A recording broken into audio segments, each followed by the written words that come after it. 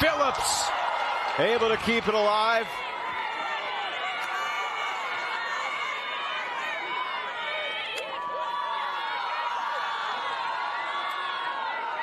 Contact in the stack. Chastain colliding with Thompson.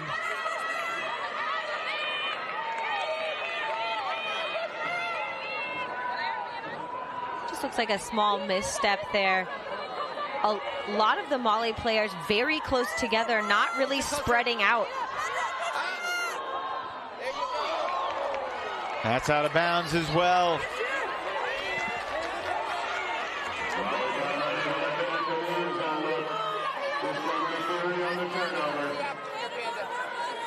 Seeing both teams give the disc away in the red zone, Katie. Well, I think the other thing to notice is that shadow coming across the field on this line. The sun is right in their eyes, so it's difficult to keep that sideline in view while you're being blinded by the sun. Another great throw from Johnson to Yang. Over the top on a Thompson. Scazietti scores. 5-2. We marvel at it every single year, Katie Killebrew. But Fury can strike so quickly after a turn. It's amazing how intense their defensive scheme can be, how well they match up on a turn. They're really tight defense. They don't really have very many of those miscues. But one thing, it looks like Fury is calling a timeout to talk about it. But I love the vision that I was seeing from Thompson.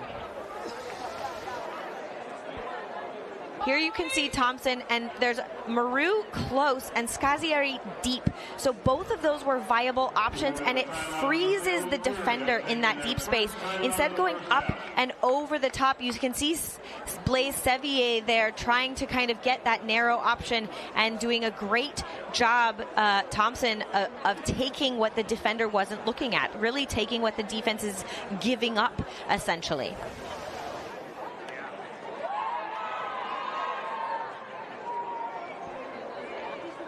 Matty Sang preparing for another World Games cycle. He was an assistant for Alex Guesquier, 2013, 2017. He's the head coach, 2022. He'll be the head coach again, 2025, next year in Chengdu, China. And it's going to be time pretty soon to start having some conversations about who's going to make that team. I think there'll be some players from this game on that team. I'm going to go out on a limb. I think that's a solid bet, Evan. We know that Manu and Vale will be playing for Team Colombia if they're healthy. Widely considered two of the top 2 or 3 or 4 best players in the world in anyone's estimation. And in terms of World Game experience on this team, Cree Howard and Anna Nazaroff, Carolyn Finney.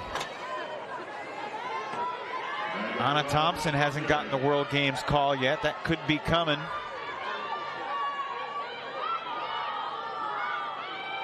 We've only seen one clean hold so far. It was the second point of the game, and we're not going to see one here.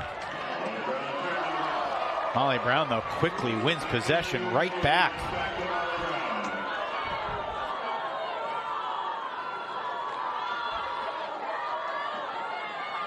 My goodness. Off the hands of Taggart. Finney, two-time World Games gold medalist, going cross field, and an incredible catch. But unfortunately, Olivia Goss was past the sideline, and that's a spectacular turnover. This one going up, Goss in pursuit, trying to toe the line, but one step too far. The disc slightly too far out of bounds as now Taggart picks up on the sideline. She gets credit for the style points, though. Hard landing for Manu, but she pops right back up.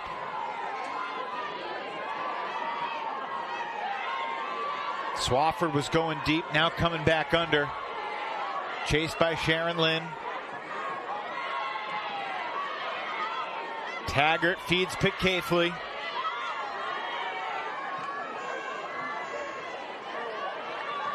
Ronnie Eder. Taggart swings it.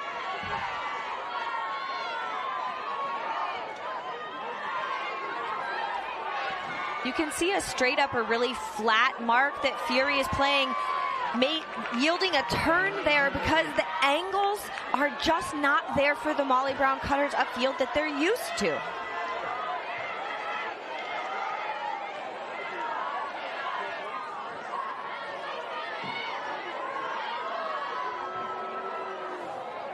Well, that's a huck to no one other than Johnson, but we do get a stoppage.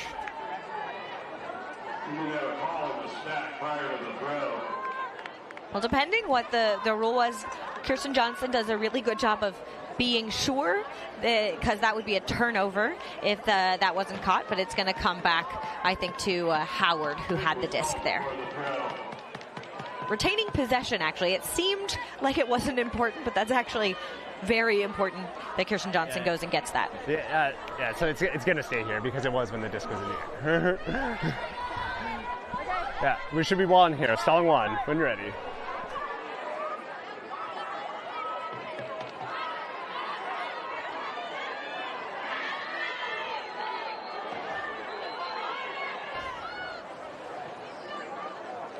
Pick upfield, stopping motion again. It may be, depending on who's playing. Yeah. Yeah, was it before? Okay, so it's going back. Yeah, so the offense called the foul contested, and it was before the throw, so it's going to go back. Yeah. So, in this general area here. This is going back to Cree Howard. It was, yeah. We're stalling one here. Yeah, sorry. It's the offense called foul. So yeah, it's stalling one. Cree Howard has been on Fury. She was a rookie since in 2008. Tore her ACL in 2016, missed that season, but World Games in both 2009 and 2013. One of the many legends on this Fury squad. Johnson playing with such confidence. Finney, good pivots. And wow. Wonder if that was the intended target. By Finney's reaction, I don't think so. But when you're really good, you're really lucky sometimes too. And Sharon Lynn was right there to clean it up. And Fury has opened up a 6-2 lead over Molly here in this first half. Slicing that inside angle, maybe intended for Megan Liu. They didn't look at that maybe as well, but the spacing of Fury made that a goal instead of a turnover. It's interesting to see the body language of these two teams. Fury looks cool, calm, collected, and Molly Brown almost looks like they dropped their ice cream cone on the ground.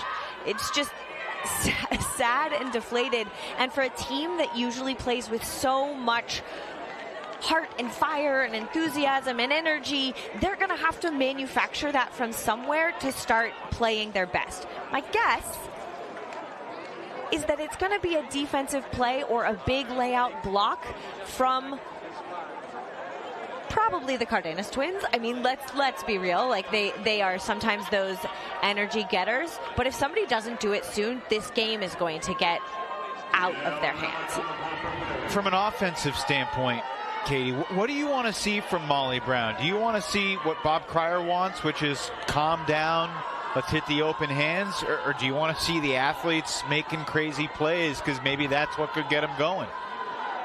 Well, I think that they need to have their cutters providing options to both sides against this flat mark. Because right now they are only looking at one option at a time, and Fury is able to shut down one option at a time. So they need slightly more options in different spaces to try to get the defense to move. But when they hold the disc and look at one space at a time, it's a little bit too predictable. Johnston wide open underneath, sending it deep. Sevier to the open space. What a shot by Alika.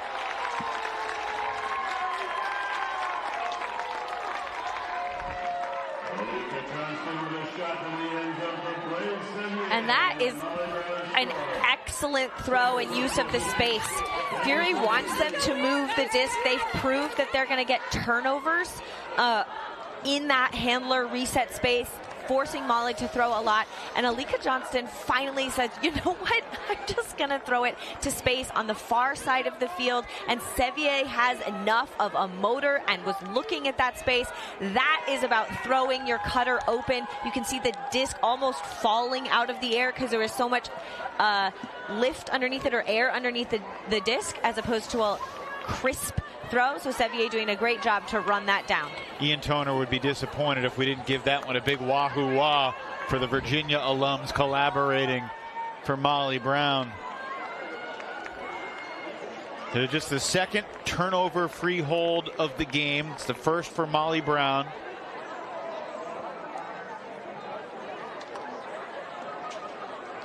Molly Brown has been around since 2010. This is their 14th appearance at Nationals.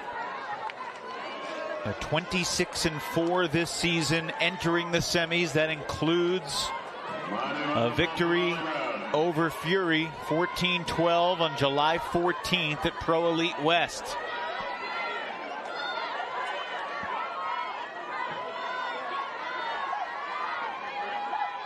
Talked to both coaching staffs about that game, and they said it was sloppy early season ultimate. Neither put too much stock in that result. But we did show you Molly Brown's recent success against Fury.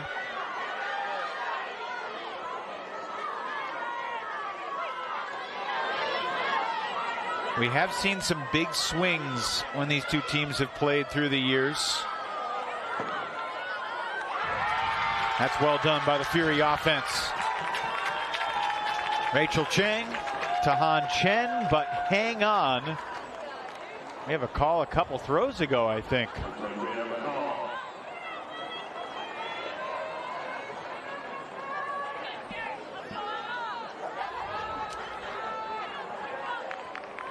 No contest here. So wherever you reach, pause button. Just coming back out to 3, Howard. Yes, I agree. Several throws ago. Coming back.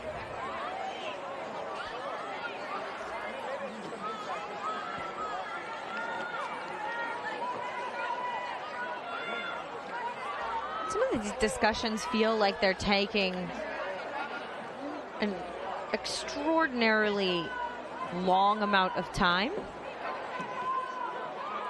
It's only this one pass that should stand here, yeah. Because play had stopped, it should only be that one pass here. So in this case, so where you are when she caught it. So it's a throwing foul.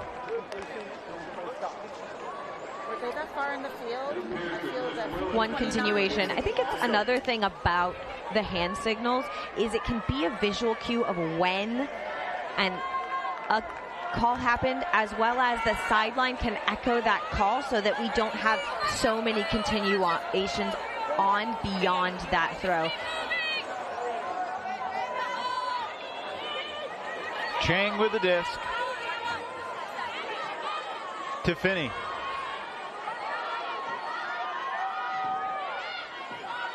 For Rudin.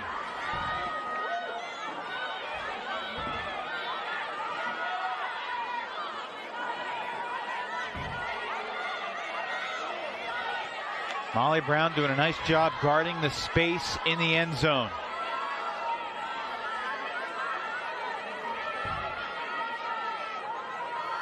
Fury doing a nice job being patient.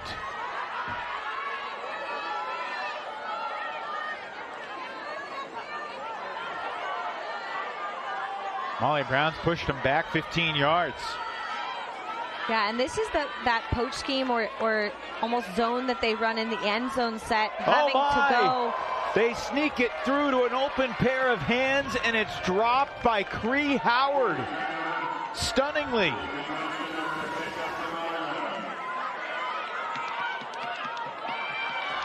Howard was there. She had pushed up from the handler space. Eder makes the sliding catch cross midfield. Shooting for the end zone. Manu Cardenas able to connect. Cleo Phillips with the score and the Molly Brown break.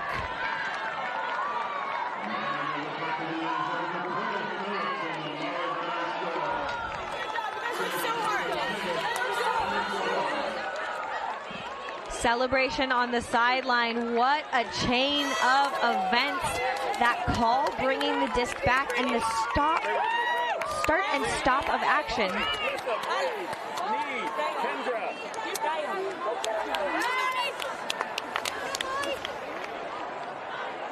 This throw from Johnson for Eder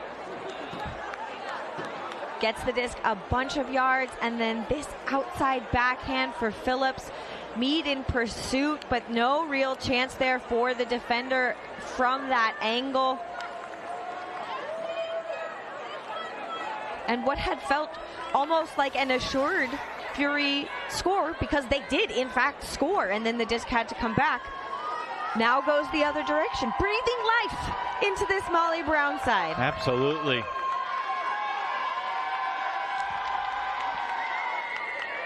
And the crowd. As the sun goes down, we can see now that the shadow is beyond the field, so hopefully that is not going to be impacting the vision of the players any longer. All the players at Nationals not in this game can take advantage of the free player dinner being served on the concourse. Great night of Ultimate in store. Brute Squad Scandal, the second semifinal. Same 4 teams in the semis in the women's division for the second year in a row. Ali Melek sending Thompson. Not this time. Ambitious throw. I think if there had been a little bit more angle and it came back towards Thompson, that could be a goal. But the way that that was executed, coming out and landing near the sideline, you can see maybe not enough shape on that throw. And no one really able to catch up. Chance for Molly to get back within 1. Manuela to Eder, who's just relentlessly open. Tumble in the middle of the field and a stoppage.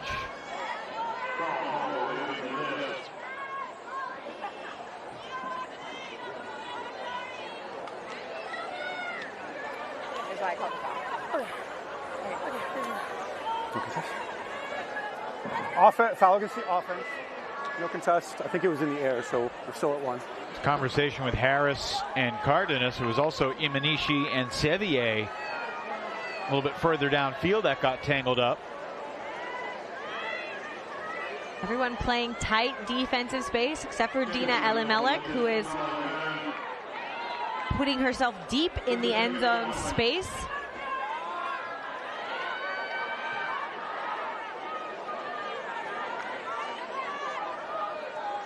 Valeria.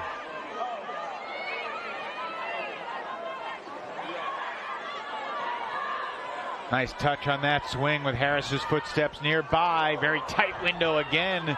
But Eder makes the play, going over the stack and into the end zone. And it's a leaping, skying score for Knee Win.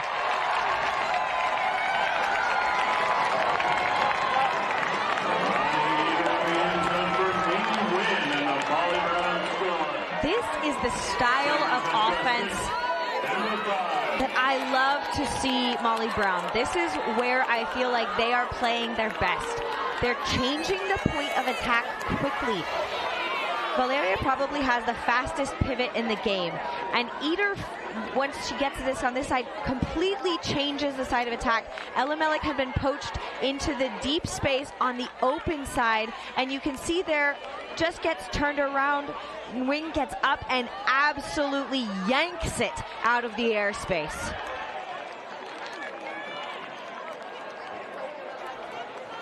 What a grab. We have seen several from Knee this weekend, and that one is just as exceptional.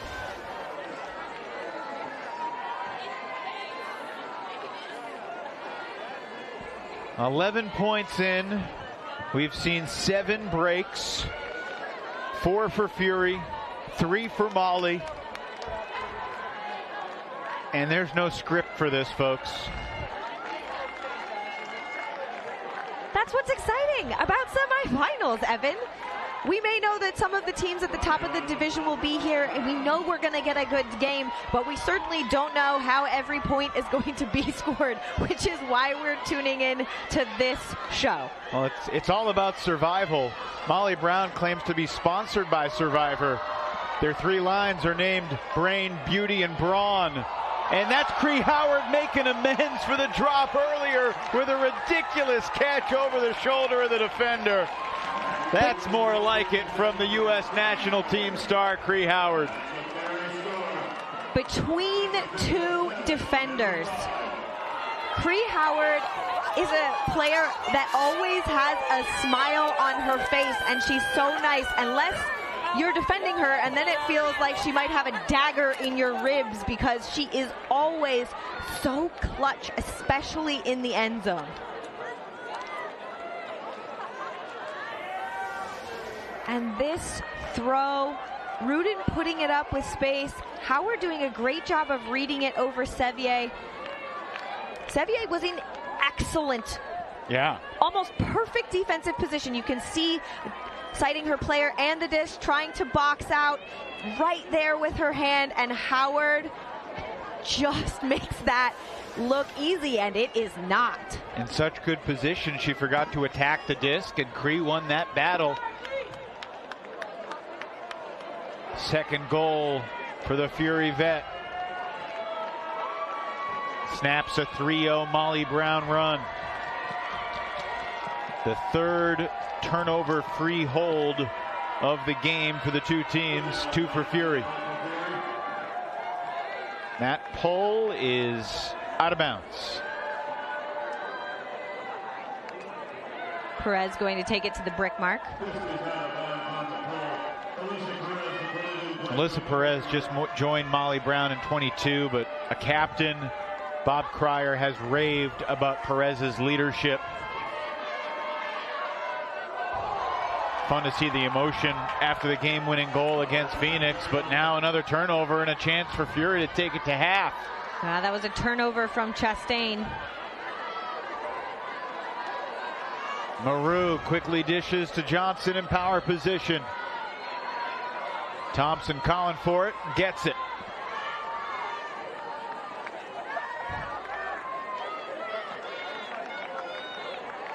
Looks like a pick or a call much further up the field that stop this momentum. But the Fury offense is doing a great job of staying really spread out so that they have space to throw into.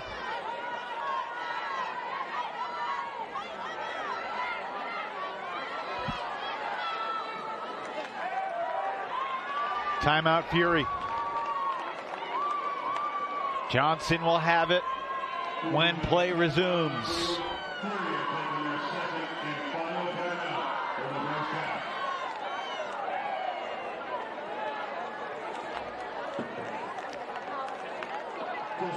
Take a deep breath. Fury tries to take it to half when we come back.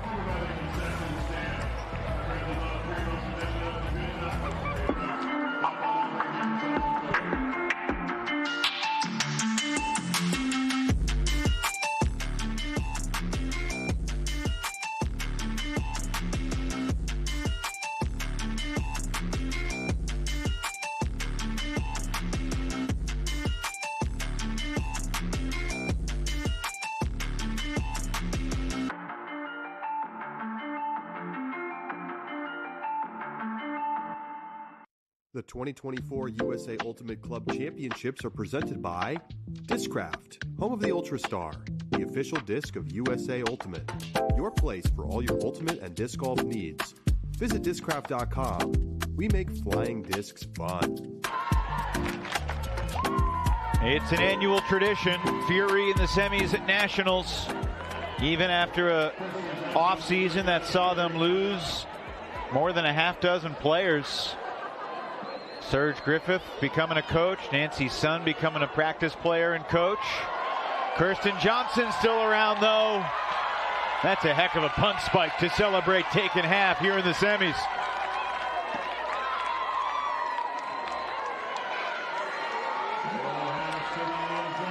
That was a pretty good play out of the timeout, wouldn't you say?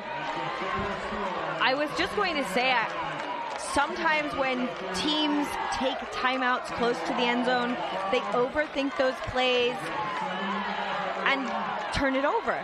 But Fury doing an excellent job there of executing out of this play. You can see Harris with the fake and then the leading forehand into that space. It's so difficult to predict because most players are going to put that angle with a backhand. So as a defender, you're waiting for them to pivot or switch their grip in order to do that. Reminiscent of Stacey Gaskell's amazing punt spike college nationals a few years back. Fury coach Nancy's son is standing by with Kelsey Percy. Kelsey, take it away. Evan, thanks so much. Nancy, what an incredible first half. This is a team, these two teams have so much history. How are you feeling about that first half? Obviously, the result is good for us, right? To be able to take half coming out 8-5 is a good outcome for us, and so I've got to be feeling good. Yeah, Molly really mounted an attack. There were a couple drops, a couple shots maybe that you took that you weren't weren't part of the game plan. How did y'all adjust and get back to the score? Yeah, I think for us it's taking it 1 point at a time, and a lot of this is all about playing for the group in that circle, and this group has worked so hard to get to this moment, as if all the teams that are at this tournament, and the opportunity for us to get to come out here and show out is a product of the work that we put in. And I think the way we just scored that last goal, those are the types of throws that we've been drilling all season, and to be able to get a chance to showcase that in this moment is really fun. All right, well, anything we should look forward to in the second half? I think it's going to be a battle, and these two teams love to compete against each other, and it's going to be a really fun show. All right, well, thank you so much. Evan, back up to you in the booth. Yeah, thanks so much. Great to hear Nancy's perspective. The USA Ultimate Hall of Famer, founding member of Brute Squad, joined Fury in 2008, Fall winner in 2013. She's won so many nationals and world titles, and it's a glorious night here in San Diego. We'll see Rafi Hayes, the hot air balloon operator, in the final tomorrow for Rhino. 8-5, Fury leads Molly at the half here in the first women's semi.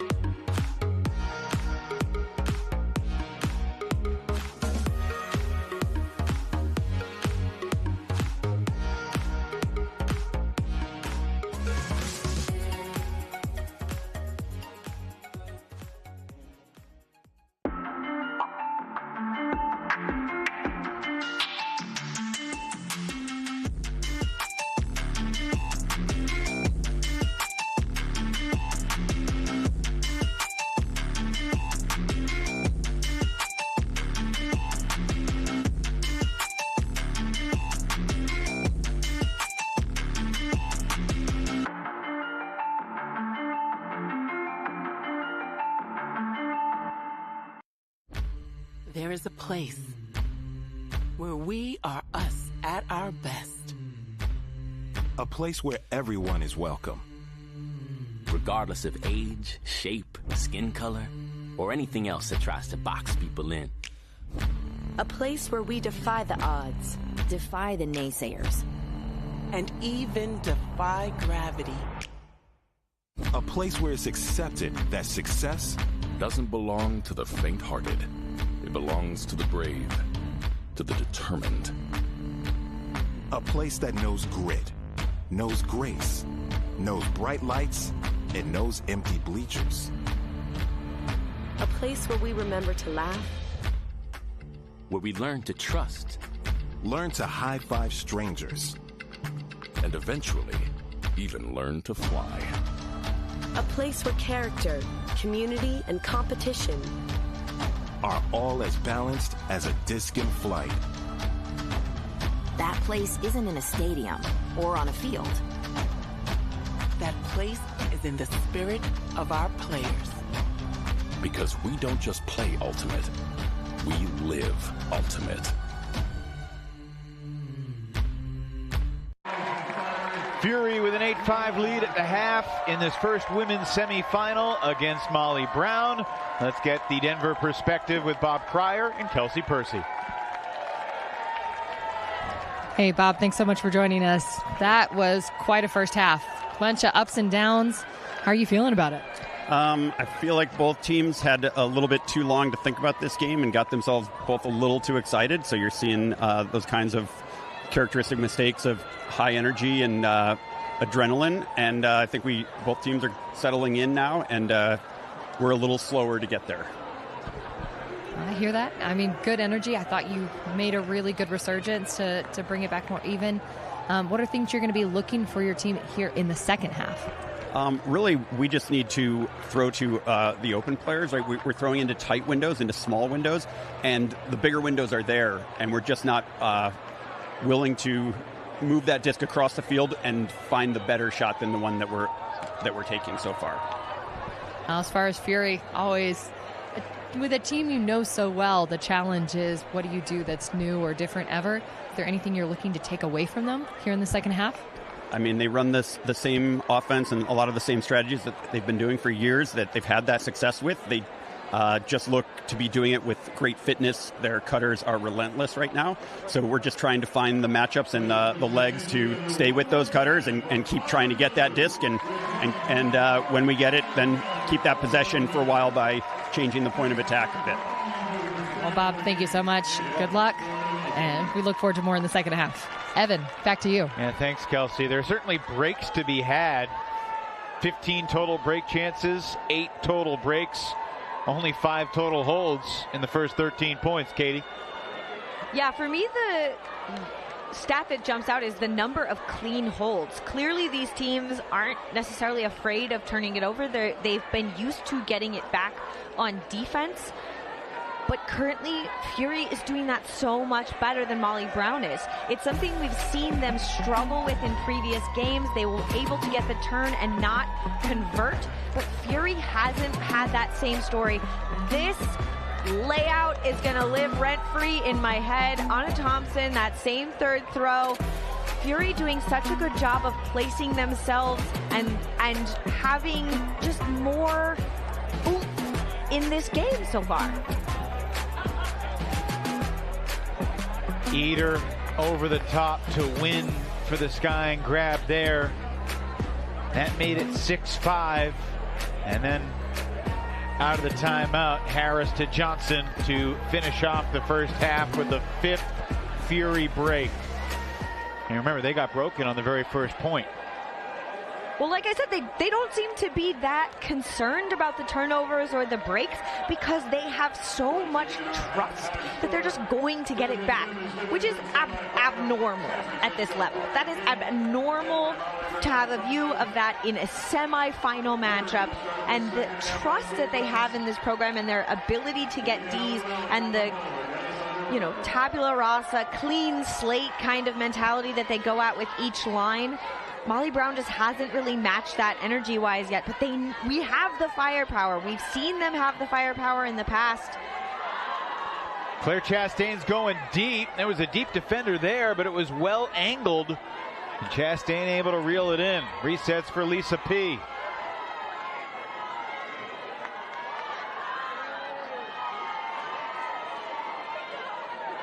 Emma Williamson over to Manu Cardenas. Picaithley.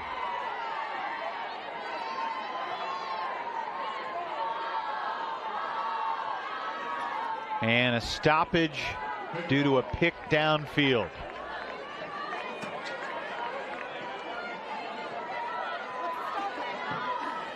What's the count? The Italian Scazietti on the mark. Thompson stride for stride. Williamson floats it.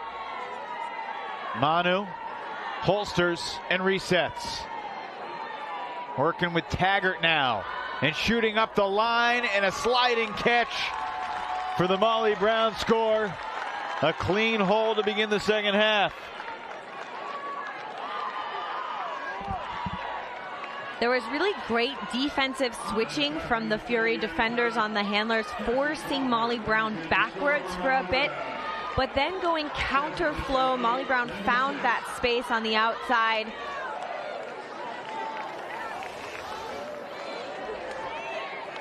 Chastain, you can see that stoppage earlier, smiling, but back and forth, and then Cardenas finding Swafford. Big step out. Excellent work from Swafford, to be sure. Sliding on the turf on your knees is never that comfortable. I have a borderline absurd question for you, Katie, but here we go. Buckle up. Manu Cardenas, 25 years old. What should she add to her game as she enters her prime? That's a fascinating question. I feel like figuring out what to add to players' games is sometimes difficult because she has such a superpower of that athleticism. But for me, I would be working on her mental game and ability, because sometimes she gets very frustrated about the execution of her throws. So I think that laser focus is what I would work on, because she clearly has the physical ability to be as good or better than anybody else in the division.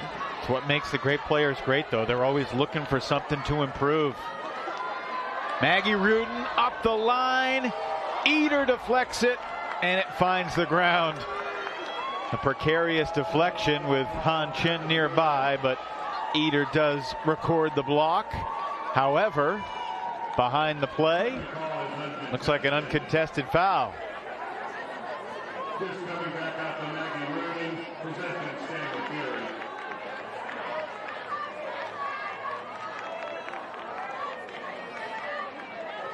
In the background there, you can see Esther Filipek on crutches, getting injured earlier in the tournament. One of the stars in the college season for Stanford this year, a rookie on Fury, not able to play in this game. Breaks my heart a little bit, honestly. I hate seeing players getting injured, and she's so fun to watch. Nationals, in a lot of ways, a battle of attrition. You need to be lucky from an injury standpoint to prevail. One of the things that makes Fury's dynasty so astonishing. 12 titles. You know, we talked, Katie, about how we haven't had a repeat champ in the men's division since 2010 and 2011. In the women's division, there have only been 3 champions in the last 8 years. Fury, Molly Brown, and Brute Squad. The only 3 teams that have won. And before that, I believe it was Scandal, the 4 teams that are in the semifinals. I mean, the road to the women's division is through them. If you can beat one of those top 4 and get layout Ds like that from Sevier, that's how you have to go. And there are teams that are knocking on the doorstep but weren't quite able to punch their ticket into semis. Blaise Sevier played the national title game last year.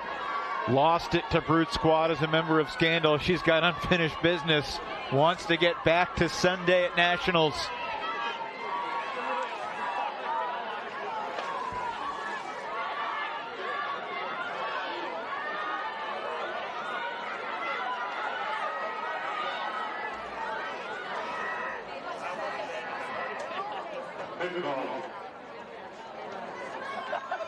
Another pickup field stops momentum.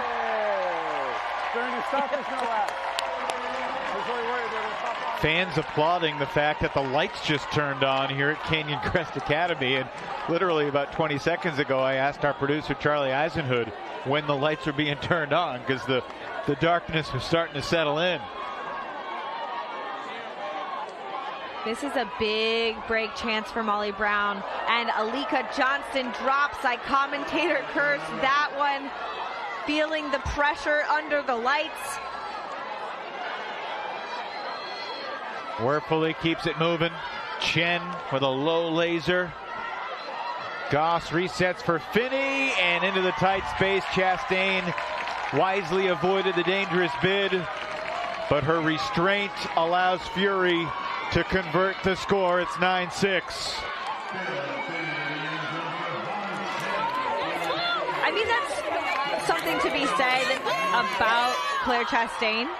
Plays excellent defense, but they do a really good job of not making a play if they can't make a clean play, which is, I think, something that should be employed more by ultimate players. If you can't make a play cleanly without taking out another player, you can see Chastain pulling up there as Han Chen is going in an opposite direction, almost putting them on a collision course. If you can't make a clean play, don't make a play. You didn't get there early enough. That's just basically how it goes in sports. That layout D from Sevier had her pumped up. Sevier continues to make a name for herself. There's Serge Griffith. What a great player she was and is. Two-time world champ with Seattle Riot before she joined Fury.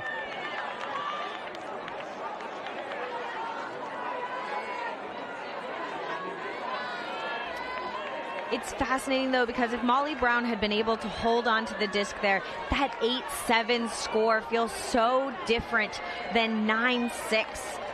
That almost, we had the hot air balloon earlier, but that just feels a little bit of a deflated energy coming in for them and the crowd a little bit. They were on the side of the comeback. Molly Brown, the almost perennial underdog. Valeria Cardenas sending it for Wynn in double coverage, and Harris controlling the deep space again for Fury.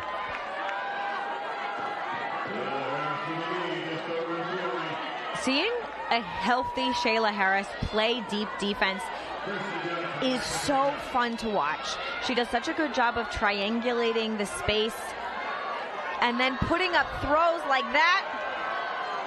Harris feeling it all the way into the end zone for Imanishi. And Fury matches its largest lead of the night.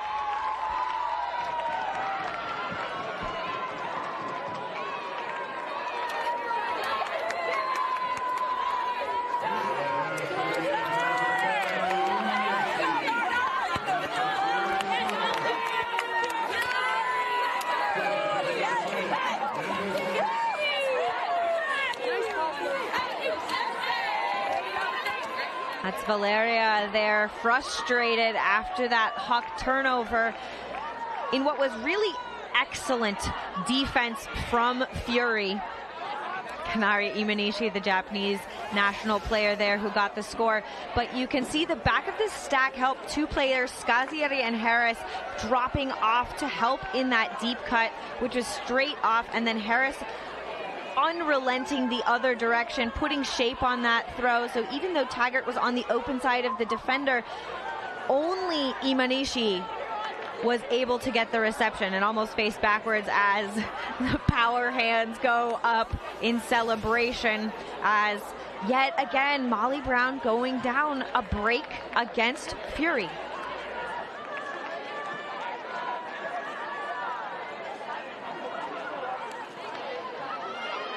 Valeria Cardenas is still sitting by herself under the tent on the Molly Brown bench. Her team trails by 4, and she just stood up and walked to the sideline to help make some noise on this next point. But it's a turnover, and Fury takes over.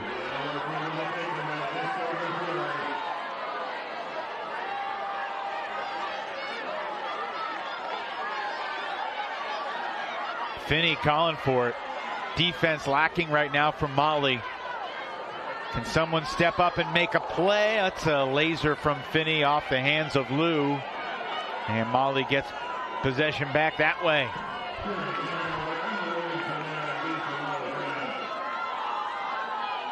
Chastain hits Swafford, who finds Pitcaithley. Excellent defense from Sharon Lynn, closing the space on Manu in the high stall. Punt going deep into the crowd, and it's Swafford ripping it down.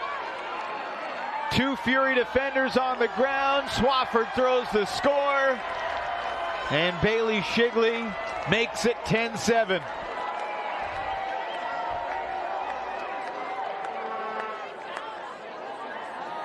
The observers signaled a goal, but nobody celebrating.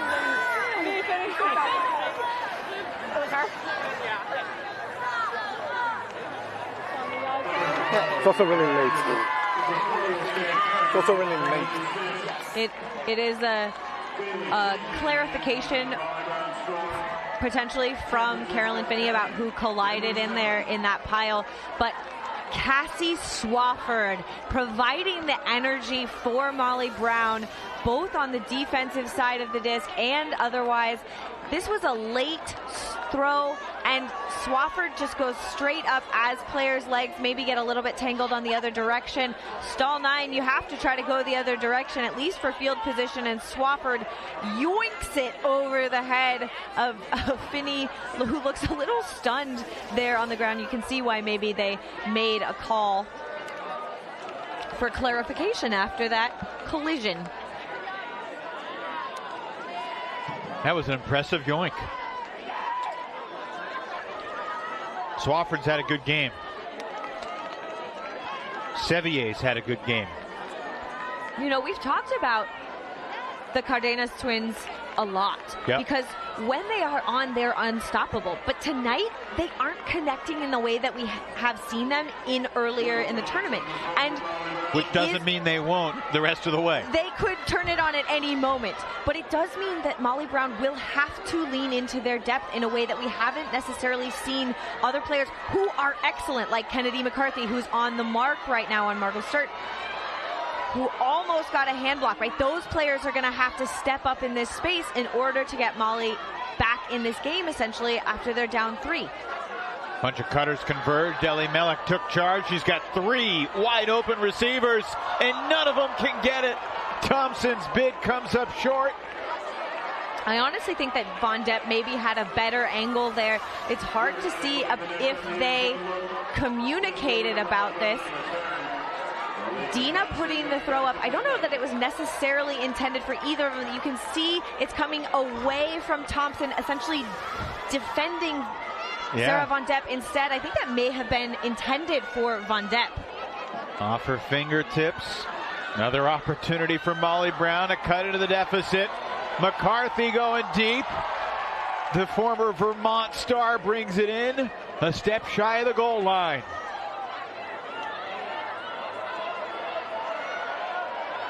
Reset. Thompson can't get there, and she takes out Alika Johnston. Thompson apologetic. I know it's not intentional. I know it's not intentional. Yellow card. Don't worry about it, okay? Yep, we're all good.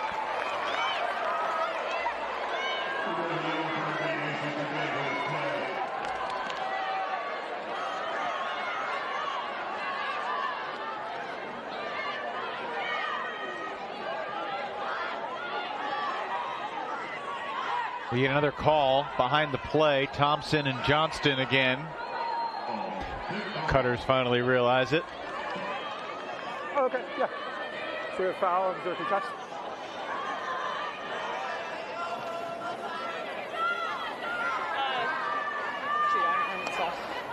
Is there a contest?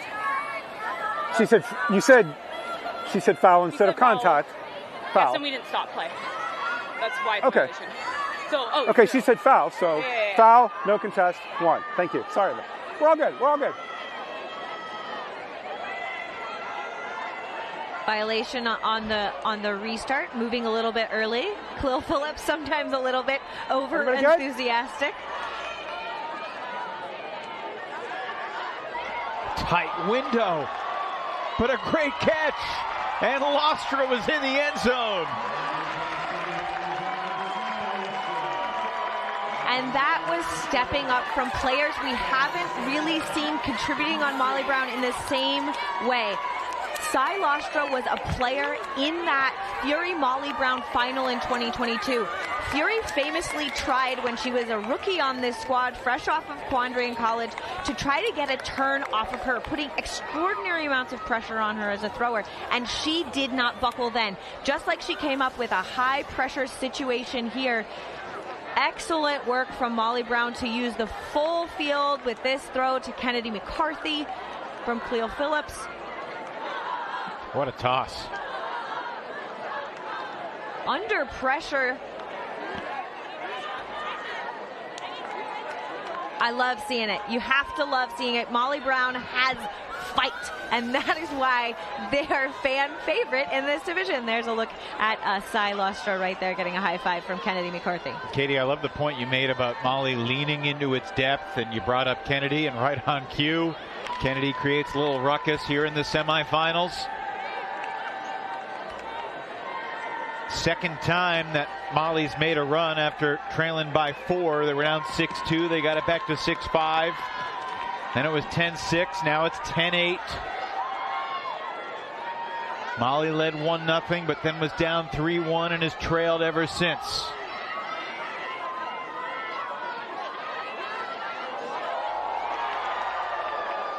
Is that going to be a foul?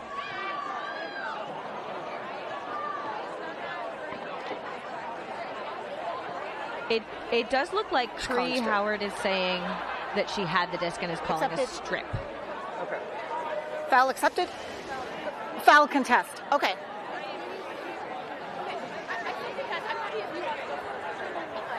It's close.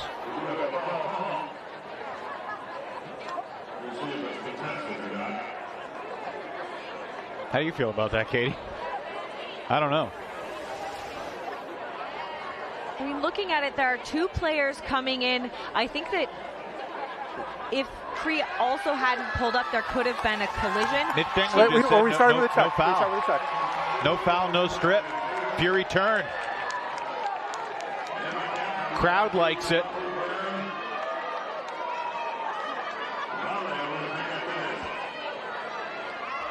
Valeria for Claire.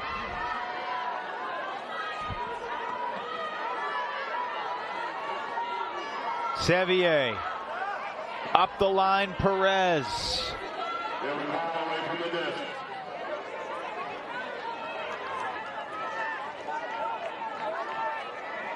And a lot of these stoppages seem to be happening because the defense is being played so tightly upfield. Yeah. Y'all were back here at the point of contact. Hey, play the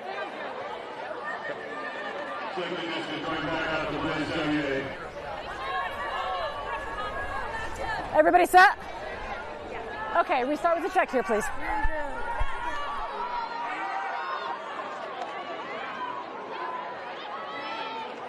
Molly Brown looking for another break, and they've got it. Ni Win scores again. And just like in the first half, Molly Brown has cut the 4-goal gap down to 1.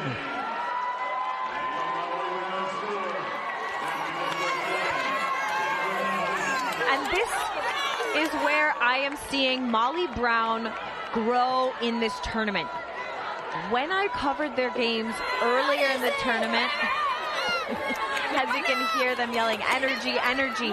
But when they would get a turn, because they're playing tight defense, they were not giving the disc back. Their offense wasn't firing. And you can see Valeria Cardenas here just putting it out for and win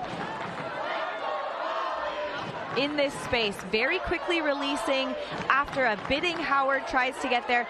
These are inches. That defensive play by Capra on Howard earlier in the point, very closely contested. That was a fingernail's length from being a turnover the other direction. This is close. The margin between these two teams is actually very small. And if Molly Brown can get D's and then execute the turn to the offense after the turn to get those breaks, we're going to see a tie ball game here. Manu, a little kiss of the disc and let it go. Is this 3-0 Molly Brown run more about Fury's offense or Molly's defense and conversions in your mind? It has to be about the defensive pressure. They're forcing different looks, and Fury is holding the disc longer than they really want to. Nazaroff initiates.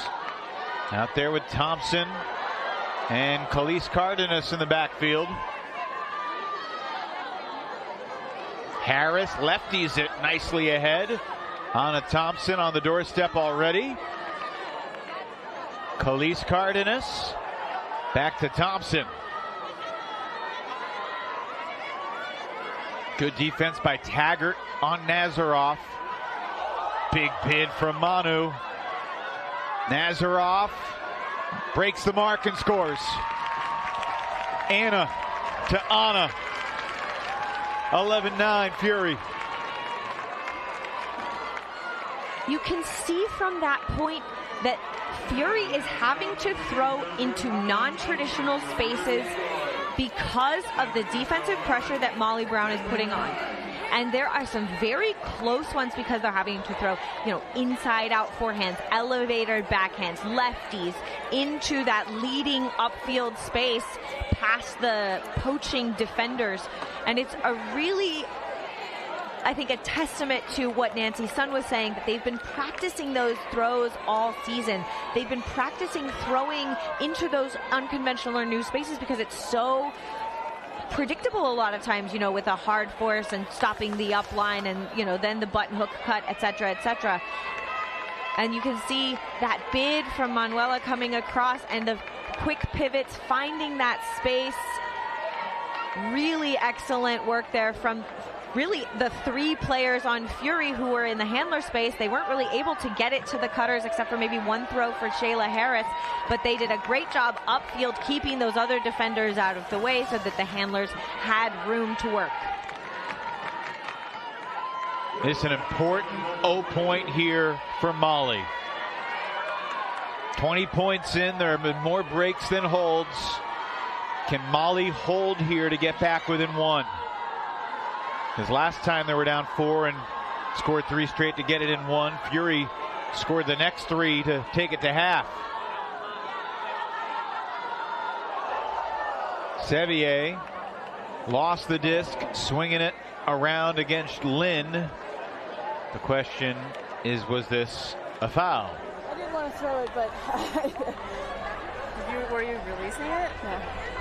I didn't think so. Yeah. So sounds like we've described a foul and no contest?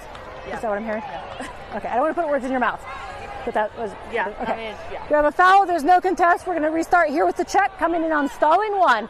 Go ahead, check when ready, please, Fury.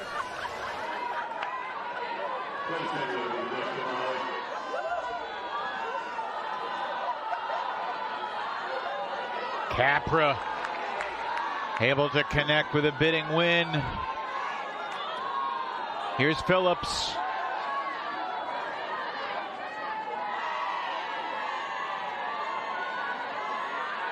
Johnston floats it to the near side space. Again for Wynn. Phillips battling physically with KJ and a foul called. Offensive foul call. And you're running into me. Okay. I think that's it. Okay, we do have a foul. It is a contest. Going to come back in here. What was the stall count at? I think I said starting 5, but the throwing. I think I was already throwing it as you were saying. Yeah, so. I mean it's between 4 and 5. I think. I think I said starting 5, and then was like. I think I was throwing it as you were saying 5. Okay. I was already throwing and it. And the foul was a beat before the throw. Yeah. So it sounds like the last number you uttered was 4. So Okay. you're going to come in on 5. Okay. Okay. So restarting here with the check, coming in on stalling 5. Another look from above. Johnson just holding her ground. We resume play, and there's a block. Anna Thompson, the deflection and the interception and the huck. Scazieri denied by Wynn.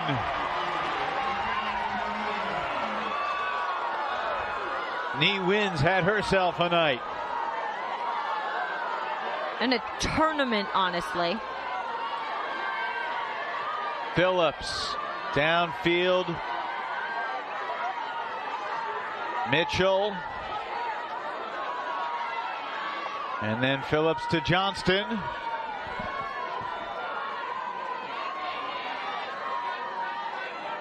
More pressure from Anna Thompson. Are you kidding me?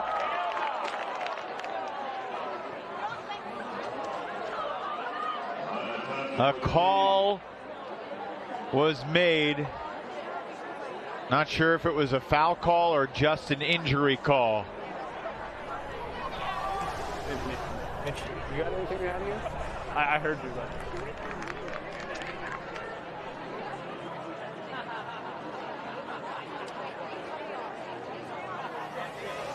Looking at that at another angle. Do we have any calls here, or is it just an injury? Okay, so it's just an injury. There's no calls. Valeria shaken You're up. staying in? Okay, Anna great. Thompson Anybody on Fury? making the incredible happen time and time again. Just an injury. Anyone on Fury? Yeah, Valeria taking a lot of impact with the ground there on that layout, not necessarily with the other player. Thompson doing an excellent job to take that inside line. Valeria Cardenas has been out in games. She tends to have big collisions either with the ground, and that kind of clattering together or collision takes her out of games sometimes. Sharon Lynn on target for Scazieri. And Fury breaks to retake a 3-goal lead.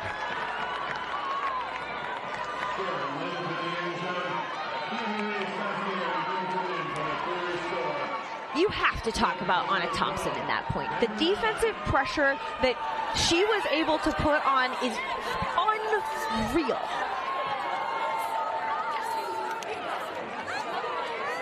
Unreal. I'm a little bit speechless. We've seen Anna Thompson have a throw away or not, but she is earning the disc back.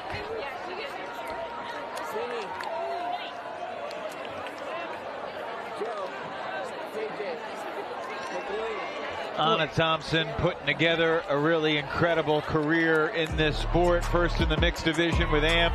She played college ultimate at UPenn. And for Fury, she has been a star since she joined the team in 2021. So fun to watch on both sides of the disc, defensively throwing, catching, making really smart space throws like that to Scazieri. Her highlight reel is too long to squeeze everything in. We apologize. You didn't get to see that layout block again. Fury by 3. 3 goals away from another final. Here's Chastain to Shigley. Back for Williamson. Pitcatley breaks the mark and throws it away.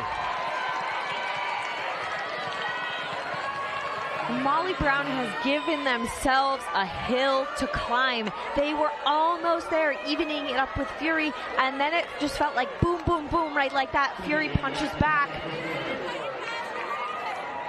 And there's time. There's still 20 minutes until we hit that soft cap. This game's going to be over in less than 20 minutes if Fury has anything to say about it. Johnson with a majestic toss, and Lynn throws it into the end zone, and Fury is within 2 points of the finals. Marissa Mead picks up her first goal of the night, and Fury has answered Molly Brown's punch. A 3-0 run to counter Molly's, the lead back to 4.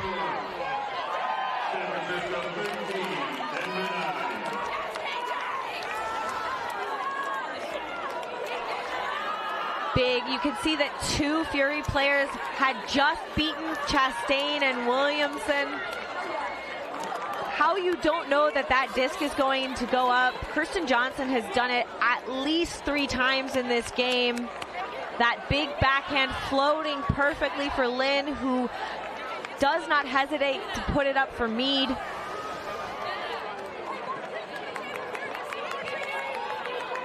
Valeria Cardenas shaken up earlier. Kelsey Percy has an update. Kelsey? Yeah, thanks, Evan. Valeria definitely took the impact over on the sideline. Teammates were checking in as she was just holding her sides, wincing, trying to breathe deeply. It does not look like she's going to be going back in anytime soon, but because she's vertical, I have to assume, comes down to game point, she would want back in. Back to you, Evan. If she's good to go, you certainly think they would use her. Kirsten Johnson's had another nice night against her old team. Member of Molly Brown from 2015 to 2017 when she played at the University of Colorado.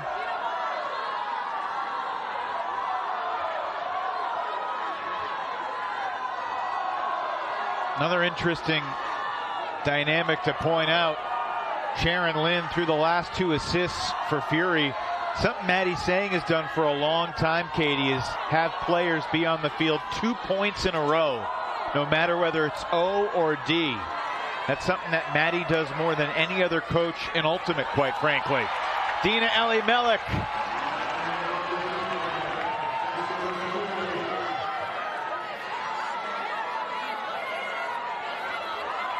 Middle of the field for Von Depp. Going against her college teammate Kennedy McCarthy, another former Vermont standout in this semifinals matchup. Maru resets, it's Thompson. Elimelech finds Anna again, unmarked. Finally the mark and the count arrives, and the dish to the open Harris.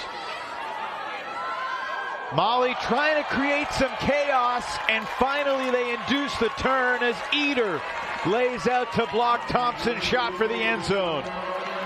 And Molly Brown's going to have to do that a bunch more times in this game.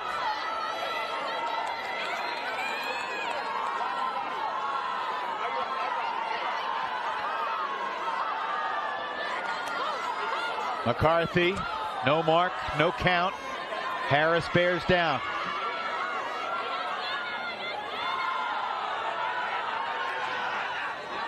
It'll cool off as the evening progresses here in Southern California, and Thompson gets another. Her 3rd block of the half, Katie. She was there to make sure that disc was a little bit maybe out of bounds, but gets that first reset off the line.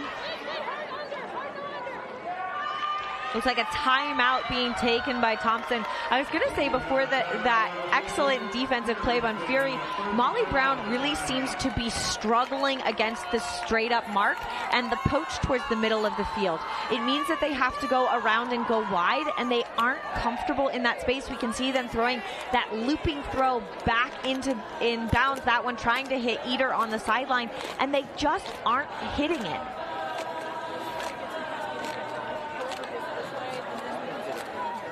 Fury with the disc because Anna Thompson took it back like she has done time and time again.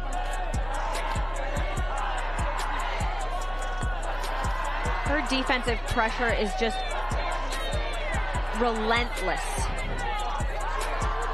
And you can see this one where it comes in on the sideline being short. Even if Eder had been able to toe the line, that would have been really difficult.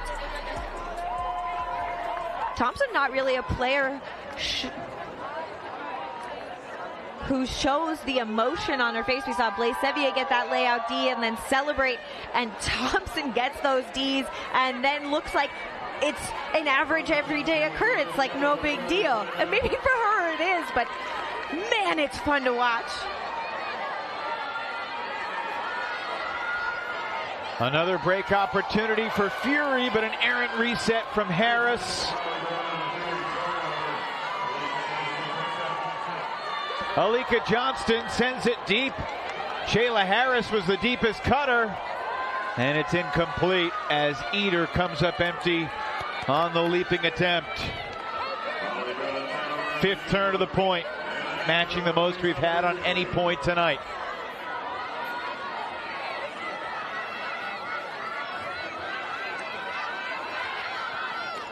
I mean, it's hard to envision a 6-0 run for Molly, so it feels like this is the game. And Dina's got a beat on it, but it fades out of bounds. No one touched that. That's going to go back maybe 50 yards or so, where it went out of bounds.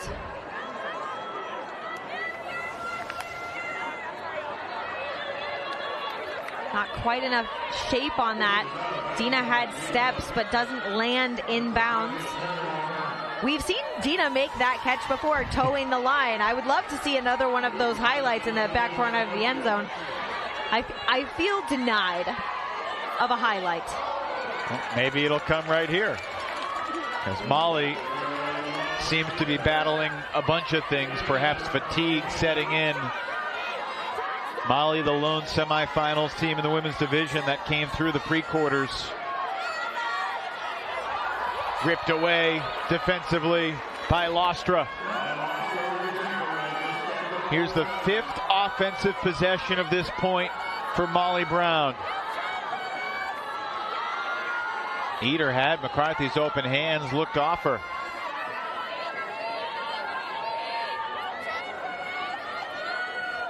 I love the call from the sideline. There's no time for this. Let's go. Because you can feel, you know, with 13 minutes until soft cap, and you said if they have 6 points, if they don't get this point, so difficult to win this game. 13-10 feels doable. 14-9, hard to fathom. We've seen crazier things in the women's division, but it's been a long time since anyone surprised us like that. Anna Thompson again laying it all on the line. Landing a little bit awkwardly that time. This going up, intended for Phillips, falling to the ground almost. Not sure Anna got a piece of it, but you can give her credit for the block with her presence and effort. Because you know in the back of Cleo Phillips' minds, she had to think that Anna was going to get a piece of it. I mean, she's done it like 3 times in this point alone. There's been a lot of turns. Maybe taking an injury. As players get a little water, a little breath you came out after this. Okay. Yes. Herculean effort almost. Sometimes these points with lots of turns can be... All right, can you just hold for a sec? Yep. I think she's waiting to get into position. Okay, I think we're all set. Linchpins of change. Anna Thompson did get up and is walking near the Fury bench. There was no call. 5th break chance of the point for San Francisco.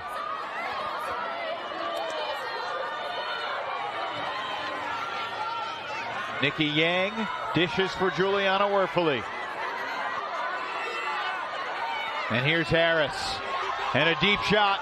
Dina Elimelech this time. Katie, you get your wish. Little routine perhaps, not spectacular, but for Fury, it takes them within 1 more point of the final. Fury is able to outlast so many teams. We heard Coach Bob Cryer saying that Fury was outrunning Molly Brown, that they were in better shape.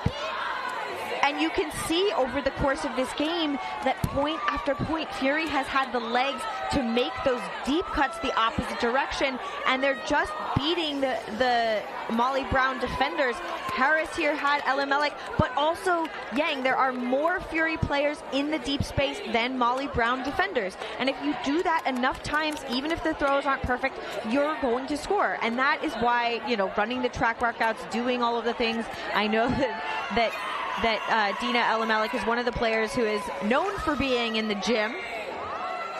And under the lights far away, you can see Brute Squad and Scandal warming up for their semifinal. That's a rematch of last year's championship game where Brute Squad avenged their pool play loss to Scandal to win their 4th title.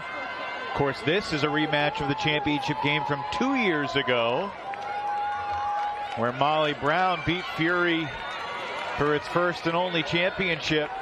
And barring a 6-0 run, Molly's going to drop to 1-7 in USAU club semifinals. They lost the 4 straight years to Brute Squad. Lost another to Brute Squad in 21. Lost to Scandal last year.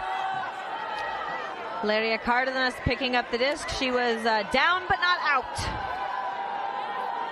Season on the line. Leaping catch made by Sevier. Perez. Quick give and go, and Perez brings it in.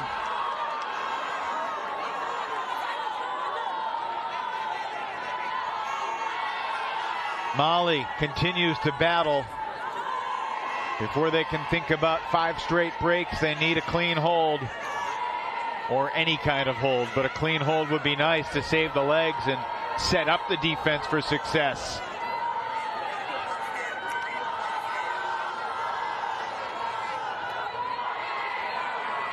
Perez backhand to the end zone. And it's 14-10. Emma Capra scores her first goal here in the semis.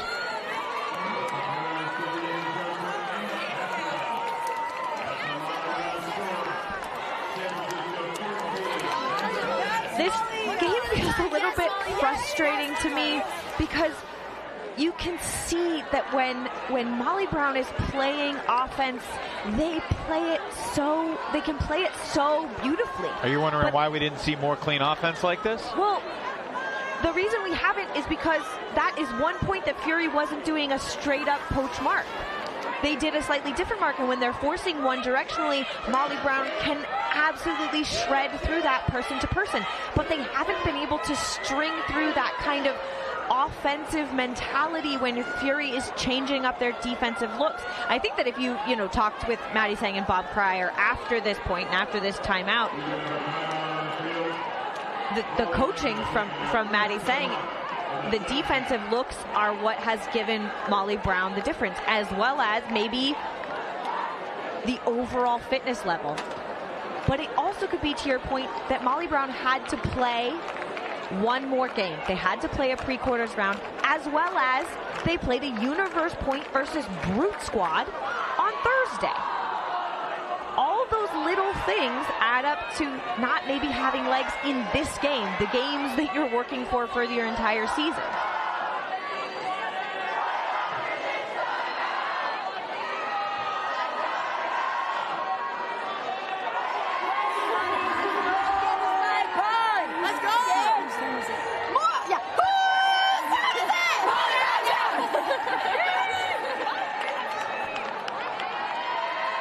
Not surprised to see that Molly's still enjoying themselves, even down by 4 at this late stage of the game.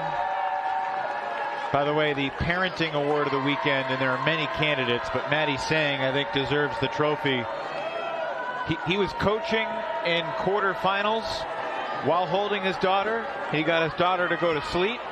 He put his daughter down asleep in the stroller and then just continued coaching. That's big time stuff. He was talking about timing nap time well as one of the strengths of his coaching this weekend, and it's I think an underrated skill. Honestly, I think the parents listening will be duly impressed. Fury can take the next step here. Ellie Mellick shoots it out of the reach of the leaping Imanishi. So Molly Brown does have the disc. The journey of 1,000 miles begins with a single step.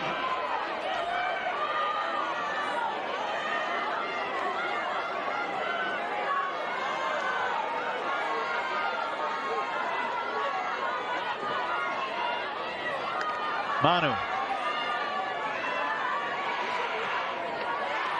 Eater. Chastain.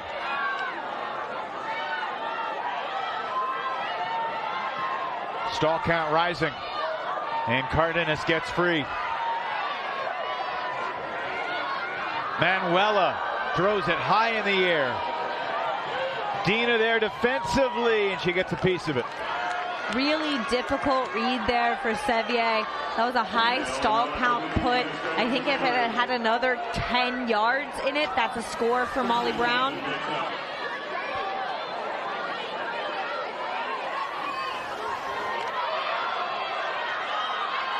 Kirsten Johnson sending Ellie Mellick, not this time though. Legs coming together there with Nguyen. I'm not really sure. Yeah, I think I kind of just threw my body into you there, but do you think you would have had a play on it? I think I would have kind of lied, yeah. I don't know what I mean. So are you calling a foul? Or are you just thinking about it? Well, first I'd like to know if you're calling a foul. I think so. I felt the body taking my line from. Okay, fantastic. So we do have a foul call. Okay. I think that you had made a reach for it and had gone over you, but I did hit you after the fact. Okay, so I should retract. It's up to you. I think so. Yeah, I'll go with that. You are retracting? Yeah. Okay. We're to retract. Wait, don't move. We are going to restart with a defensive self check. So that's you. Just tap the ground. So, go ahead, tap the ground. Excellent. Thank you so much. 20. It's good retraction from Dina. It's one of the things I like about the self-officiation. Sometimes it takes a little bit longer, but in that case, with the collision coming in, two players discussing what they think happened and how to do that, I think it's fine to take that time, especially for the safety of players. And Ellie Mellick clearly trusted what Ni Win said, which is laudable as well.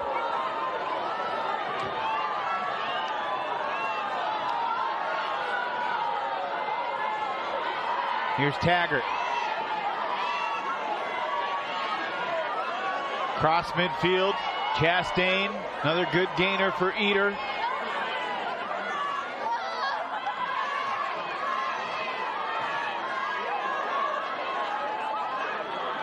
Molly Brown has been down 4 in each half tonight. And in both halves, they got back within 1. Here in the second half, late in the game, they've been down by 5. Watching Anna Thompson defend Cardenas is one of my favorites.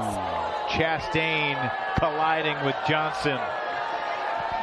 It did look a little bit like a charge there between the two players. Okay, you gotta jump in here then. I'm sorry? She said 3. Okay, is that what you got? Yes. Okay, perfect, thanks. Blocker charge, everybody. We all set? We're stalling 4 here. Either way, Molly keeps the disc. Taggart. Manu. Johnson playing excellent defense, but Chastain gets it anyway. Count it plus the foul. 14-11.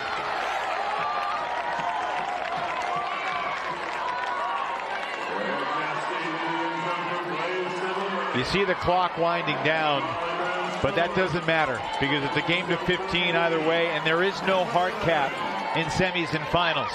So Fury will have to score to win. Sevier snatching that out of the air. Chastain's had a little bit of a quiet game, but in these moments has regularly come back in that matchup with Kirsten Johnson. The former teammates clearly fine with that physical level of defense between the two of them. I think Sevier's earned some all-club consideration with her performance tonight here at Nationals. I think so. I think last year Sevier had a quieter game for Scandal, not really having the mental strength to stand up against top-level defenders in You're the thinking same about the way. final against Brute Squad? Absolutely, playing for Scandal against that Brute Squad game. Because, you know, everyone had talked about the impact that Blaise Sevier had coming out of the college division. But I think has really elevated her game and is making a name for herself on Molly Brown as a deep receiver who can come up in clutch moments.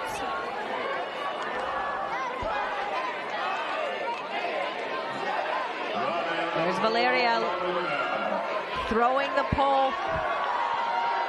All the hopes on the defensive line for Molly Brown. Fans counting down the clock. Not that it matters, but another turnover. Unforced Fury miscue in the backfield. This is starting to get very interesting late. Alika Johnston. And Manu was rolled out of bounds. Manu thought she was in, but the observer called her out. And that's whose call matters, unless Fury overrules it, but I'm not sure they can. It's an active call. Looking at the camera, Jonna Hamaker is with us here in the booth, one of the lead observers for USAU, and they are going to overrule it and say it's a goal, which Jonna, we can bring up Jonna's mic.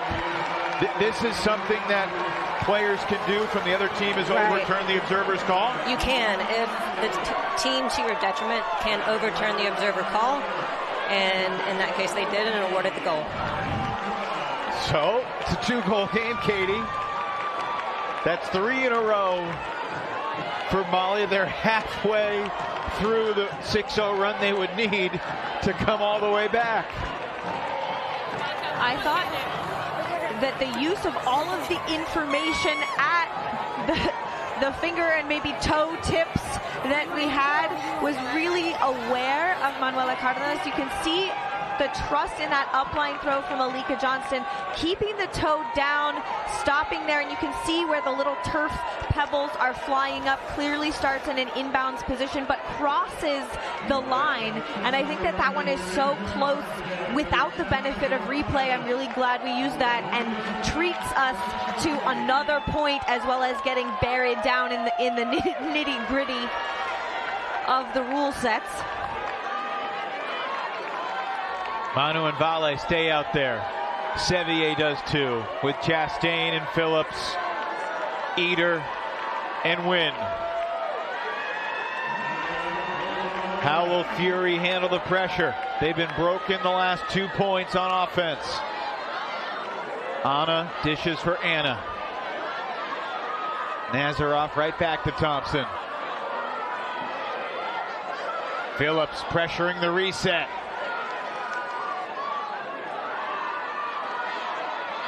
Anna Thompson has been Fury's top star. Harris has been pretty excellent too.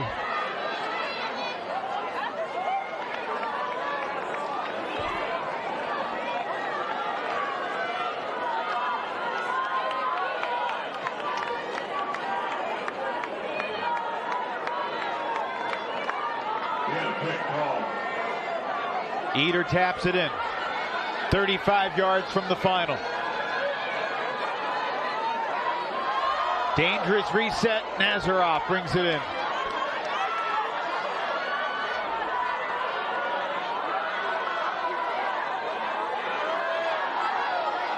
Molly Brown has upped the defensive pressure, Katie, but Sevier comes up empty.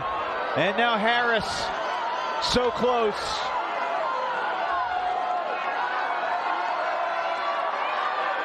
Johnson.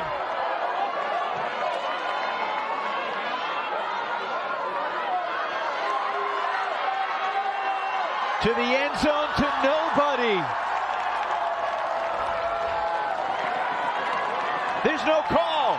It's Molly's disc. I think Anna Nazaroff slipped in the turf as she was headed into that upline direction.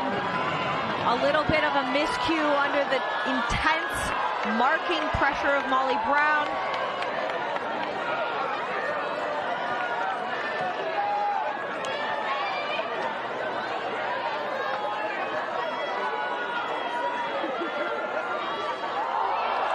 errant throw from Phillips looking for Chastain.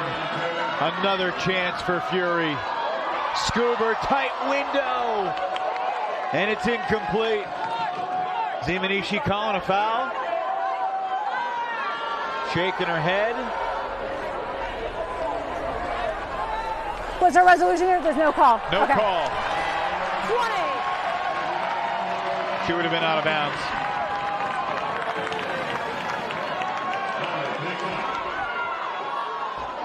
For a game that does not make me feel calm at all, suddenly, the players are talking very calmly through all of these calls. So props to them, because I am starting to feel... There was a beat back, so you'll be coming in on 3. Coming in on 3? Stalling 3. Stalling 3? Okay, okay. Restarting with a check, stalling 3. There have been 14 breaks in this semifinal. Can Molly Brown create one more to get within 1? They need 3 more to win.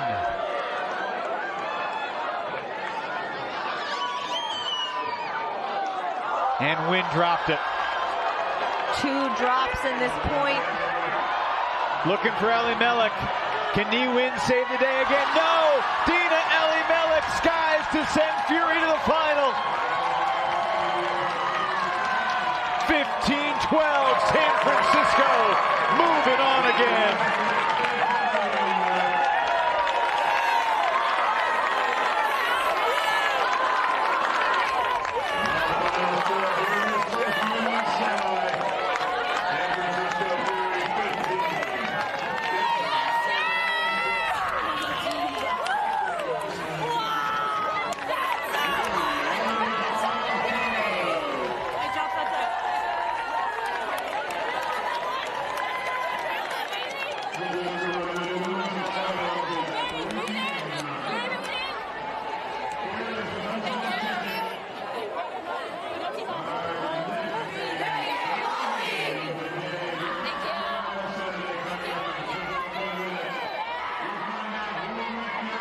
Molly Brown made it interesting, Katie, but that last point, somewhat of a microcosm.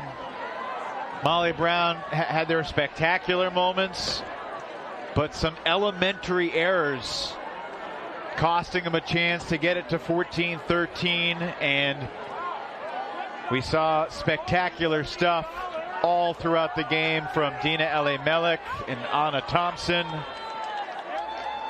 And Fury, after falling short against Brute in the semis a year ago, is headed back to Championship Sunday. This was how it ended. Wynn can elevate, but that was all Ellie Mellick. You can see almost making that S-cut shape to come back towards the disc. And just had slightly more legs, able to get under it and leap earlier. But Fury had been up by 3 early, and then Molly clawed back, and then Fury was up 3 again. Molly clawed back. But at the end, it's Fury up by 3 that Molly wasn't able to string quite enough together in order to make that happen. And honestly, for me, in the last several years, this division has gone through Fury. And that break chances not converted. Can you imagine if Fury had more of those conversions? This would be an even wider margin. That's maybe a testament to the defensive pressure that Molly Brown put on, but at the end of the day, Fury taken that game pretty impressively, in my opinion. And they've been the team to beat all season.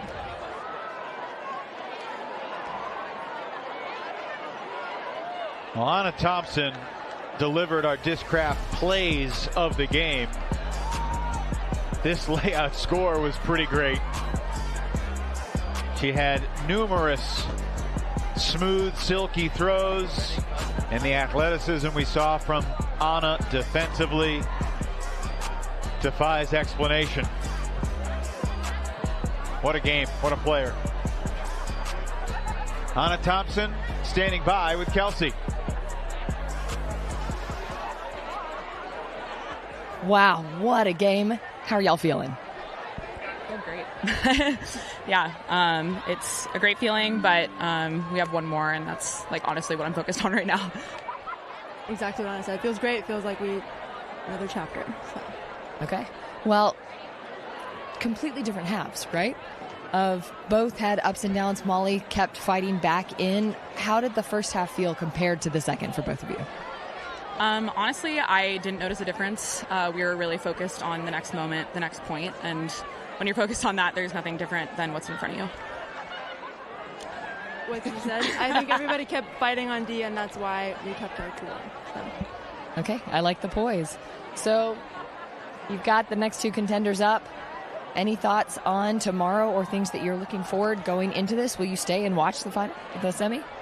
We're definitely not going to stay. We're going to prep ourselves for tomorrow, and we hope they run a lot tonight. Also what she said. And yeah, I think we prepped really well the whole season, and like Maddie said, we've set ourselves up well for these games. So yeah, rest and roll and eat. Okay, Anna, last question for you. Actually loved that matchup of you and Mano. How did you feel that went? Do you like being tested at that level? Yeah, I mean, Mano's a fantastic player, so it's really fun to match up against her. Yeah, just a really fun challenge. She's amazing. Well done, both of you. I'm going to let you get back to your team, celebrate. Congratulations. We'll see you tomorrow.